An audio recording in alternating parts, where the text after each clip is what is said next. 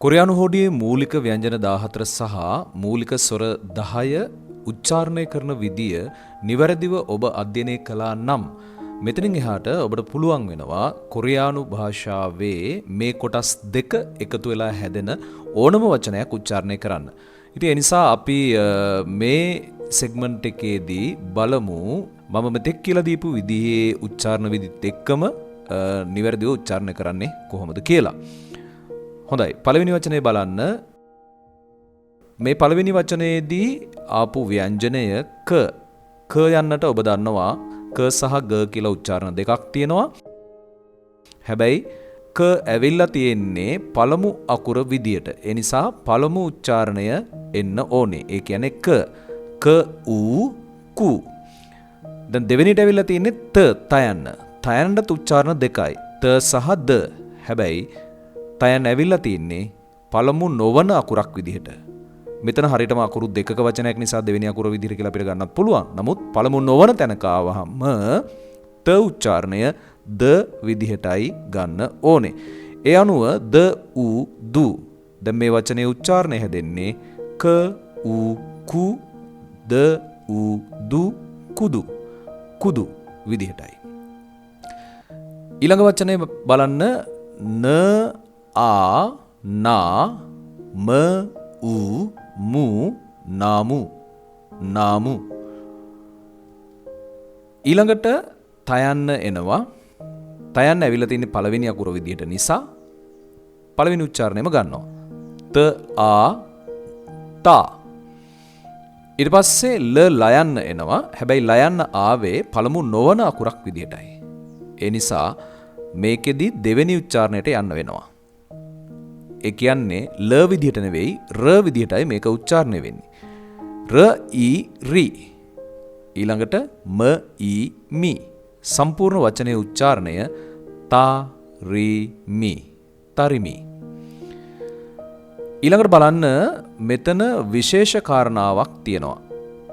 මේ වචනේ ඇවිල්ලා තියෙන්නේ ලයන්න පළවෙනි අකුර විදිහට. එතකොට ල ආ ලා වෙන්න ඕනනේ. ඔව්. මම කියපු උච්චාරණ රීතිය අනුව නම් එහෙම තමයි. හැබැයි මේ වචනේ විශේෂයි. විශේෂත්වය තමයි මේ වචනය ඔරිජිනලි කොරියානු භාෂාවේ වචනයක් නොවන නිසා වෙනත් භාෂාවකින් ආපු වචනයක්. ඉංග්‍රීසියෙන් සාමාන්‍යයෙන් ඔබ දන්නවා රේඩියෝ කියලායි කියන්නේ. රේඩියෝ කියන්නේ ගුවන් විදුලියට නැත්නම් රේඩියෝව කියන අදහසට. එතකොට රේඩියෝ කියන එක කොරියානු වචනයක් නොවන නිසා ඔරිජිනලි ඒ වගේ වෙලාවකදී අර මම කියපු උච්චාරණ දෙකක් සහිත ව්‍යංජනයක් වචනයක පළමු අකුර විදිහට එනකොට පළමු උච්චාරණය ගත යුතුයි කියන කතාව මේකට අදාළ වෙන්නේ නැහැ.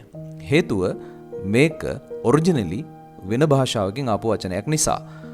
එතකොට මේක ඔරිජිනල් වචනයේ උච්චාරණයට සමානුපාතව ගන්න වෙනවා. ඒ නිසා ර උච්චාරණයෙන් යන්න වෙනවා. ඒ අනුව ර ආ රා ද ඊ දී සහ ඕ රාදියෝ රාදියෝ විදිහට තමයි මේක උච්චාරණය කරන්න වෙන්නේ. දැන් මේකේ දෙවෙනි අකුර ඔබට ගැටලුවක් වෙන්න පුළුවන්. එතකොට ඒකත් අර කියන උච්චාරණයටම වැටෙනවද කියලා. කොහොමත් රේඩියෝ කියනකොට ඩයන්නට හඬ නගන්න වෙන අකුරක් කොරියානු හෝඩියේ නැති නිසා ඩයන්නෙම තමයි ගන්න වෙන්නේ. එතකොට මේක රාදියෝ විදිහට මිසක වෙන උච්චාරණයක් මෙතෙන්ට එන්න විදියක් නැහැ. හොඳයි. අපි ඊළඟ වචනයට යමු. ඕ ම ඕ මෝ න ඊ නි ඕ මෝ නි ඕමෝනි. ඊළඟ වචනය පයන්න ආවා. පයන්නට උච්චාරණ දෙකයි. පළවෙනි අකුර නිසා ප විදිහටම ගන්නවා. ප ආ පා. ඊට පස්සේ චයන්න ආවා. චයන්නට උච්චාරණ දෙකයි. ච සහ ජ දෙවෙනි අකුරක් විදිහට ආපු නිසා ජ උච්චාරණයෙන් යනවා. ඒ අනුව ජ ඊ ජි පාජි පාජි. මේ වචනය පළවෙනි අකුර ස ආ සා. ඒකෙත් චයන්න තමයි දෙවෙනිට ඇවිල්ලා තියෙන්නේ. හැබැයි පළමු නොවන තැනක ආපු නිසා ජ වලින් හඬ නගන්න ඕනේ. ඒ අනුව ජ ආ ජා. සම්පූර්ණ වචනය සා ජා සජා. ඊළඟ වචනය ආ පයන්න ආව දෙවෙනියට පයන්න බයන්න වෙන්න ඕනේ.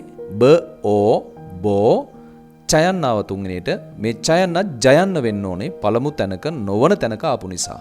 ඒ අනුව ජ ඊ කියලා තමයි තුන්වෙනි අකුරත් උච්චාරණය වෙන්නේ. සම්පූර්ණයෙන් ගත්තාම ආ බෝ ජී අබෝජී.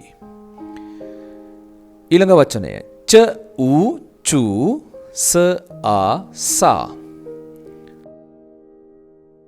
ඊළඟට තියෙන්නේ මහ ප්‍රාණ අකුරක් ච චයන්න. දැන් මහ ප්‍රාණ ව්‍යංජනයක් කොයි තැනක යෙදුනත් ඔබට හොඳට මතකයි නම් මූලික ව්‍යංජන 14 මහ ප්‍රාණ ව්‍යංජනයකට කවදාවත් උච්චාරණ දෙකක් නැහැ. ඒ නිසා පළමු නොවන ඕනම තැනක ආවත් පළමු තැනක ආවත් උච්චාරණ වෙනසක් නැහැ. මහ ප්‍රාණික හඬ පමණයි එකම එක උච්චාරණය තියෙන්නේ. ඒ අනුව මෙතන උච්චාරණය ච ඊ චි ම ආ මා චිමා චිමා. හොඳයි. ඊළඟ වචනේ බලන්න. මේකත් තරමක් විශේෂයි. විශේෂත්වය තමයි මේකත් ඉංග්‍රීසි වචනයක්. ඒ කියන්නේ ඔරිජිනලි කොරියානු භාෂාවේ වචනයක් නෙවෙයි. අපි ඉස්සෙල්ලාම උච්චාරණය කරලා බලමු. ම ආ මා ස අ ස ඛ අ ඛ මාස්ක් මාස්ක්. දැන් මෙන්න මේ වගේ වචනයක් එනකොට විශේෂයෙන්ම ඉංග්‍රීසි භාෂාවේ වචනයක් එනකොට ඔබ බලන්න මේ වචනේ මාස්ක් කියනකොට තුන්වෙනියට ආවේ මාස්ක් කියලා ඔබට යසාගේට උච්චාරණය කරන්න පුළුවන් වචනයක් උච්චාරණයක්. නමුත් තුන්වෙනි අකුර ඛ විදිහට ආවා. මහ ප්‍රාණයෙන් තමයි එය හඬ නගලා තියෙන්නේ. හල් කිරීම නැති නිසා දෙවෙනි සහ තුන්වෙනි අකුරු දෙකම ස ඛ විදිහට ගන්නවා. දැන් මේක ඉංග්‍රීසි වචනයක් කොරියානු භාෂාවෙන් උච්චාරණය කරනකොට ඔවුන් උච්චාරණය කරන පුරුද්ද. ඉතින් මේ පුරුද්ද අපිටත් අපේ කරගන්න වෙනවා. අපිට කොච්චර හොඳට මාස්ක් කියලා ඉංග්‍රීසි වචනේ උච්චාරණය කරන්න පුළුවන් වුණත් මාස්ක් මාස්ක් ඊළඟ වචනයත් ඉංග්‍රීසියෙන් ආපු වචනයක්. මෙතන බැලුවාම th o tho m a ma th o tho මේ වචනේ ඉංග්‍රීසියේදී ටොමැටෝ කියන වචනය. දැන් ඔබ දන්නවනේ ටයන්නක් කොරියානු භාෂාවේ නැහැ. එහෙමනම් ටයන්නට සමාන උච්චාරණයක් විදිහට තයන්න ගන්න පුළුවන්. ඔව් ඒක හරි. නමුත් මෙතන අරගෙන තියෙන්නේ මහ ප්‍රාණය. ඉංග්‍රීසි වචනයක් උච්චාරණය වෙනකොට එහෙම නැත්නම් ලියනකොට කොරියානුවෝ ඊට අදාළව මහ ප්‍රාණ අකුරු තියෙනවා නම් මහ ප්‍රාණ ව්‍යංජන තියෙනවා නම් ඒ වෙලාවට ඒවා ගන්නවා. ඒක ඒගොල්ලන්ගේ use of language නැත්නම් භාෂා භාවිතයේ පුරුද්ද විදිහට තමයි අපිට තේරුම් ගන්න වෙන්නේ. ඒ අනුව මේක තරමක මහ ප්‍රාණික හඬකින් උච්චාරණය කරන්න ඔබට සිද්ධ වෙනවා. ඔබට යසාගේට ටොමැටෝ කියලා කියන්න පුළුවන්. හැබැයි ඔවුන්ට ඒ උච්චාරණය පහසු නැති නිසා විශේෂයෙන්ම මැ ඈ උච්චාරණයක් නැති නිසා උච්චාරණය කරන්න අමාරුයි. ඒ වගේම තමයි ට නැති නිසා ඔවුන් පුරුද්දක් විදිහට එවැනි තැන්වලදී මහ ප්‍රාණ උච්චාරණය ගන්නවා. ඒ අනුව මේකේ උච්චාරණය තෝමාතෝ උනාට යම් ප්‍රමාණයකට පළවෙනි තෝ එක කෙටි උච්චාරණයක් විදිහටත් තුන්වෙනි තෝ එක ඒ කියන්නේ අවසානයේ තියෙන මහ ප්‍රාණ තයන්න තරමක දීර්ඝ උච්චාරණයක් විදිහටත් හඬ නගන්න ඕනේ. හොඳින් අහන්න ඊට පස්සේ අනුකරණය කරන්න ඔබට මේ උච්චාරණය ස්වභාවික විදිහටම ගන්න පුළුවන්. තොමතෝ තොමතෝ. ඊළඟ වචනය ප ඕ පෝ තයන්න දෙවෙනිට ආපු නිසා ද වෙනවා ද ඕ දෝ පෝදෝ පෝදෝ පොදෝ. අවසාන වචනය මෙතන තියෙන හ වලට යු ආවහම හිව්. ඊට පස්සේ චයන්න එනවා. චයන්න දෙවෙනි තැන කාපු නිසා ජ වෙන්න ඕනේ ජ ඊ ජී හිව්ජි හිව්ජි. දැන් මෙන්න මේ වචනයත් කොරියානුවන්ගේ ස්වභාවික උච්චාරණයට සවන් දුන්නාම ඔබට ඇහෙනවා යම් ප්‍රමාණයකට සයනු උච්චාරණයක් හයන්නට එකතු වෙලා තියෙනවා. ෂූජි ෂූජි. දැන් මේක අමු අමුවේ උච්චාරණය කරොත් හිව්ජි හිව්ජි. හැබැයි කොරියානුවන්ගේ ස්වභාවික උච්චාරණය ෂූජි ෂූජි විදිහට තමයි උච්චාරණය කරන්න ඕනේ. ඉතින් මේ විදිහට තවත් කොරියානු භාෂාවේ විවිධ වචන ඔබට හම්බ වෙයි. පොතපත ඇසුරෙන් ඔබට ඒවා ඊටාම හොඳින් උච්චාරණය කරන්නට මේ උච්චාරණ අභ්‍යාසය බොහෝ සෙයින්ම ප්‍රයෝජනවත් වෙයි කියලා මම විශ්වාස කරනවා. පුළුවන් තරම් අභ්‍යාස කරන්න. Practice, practice, practice and practice.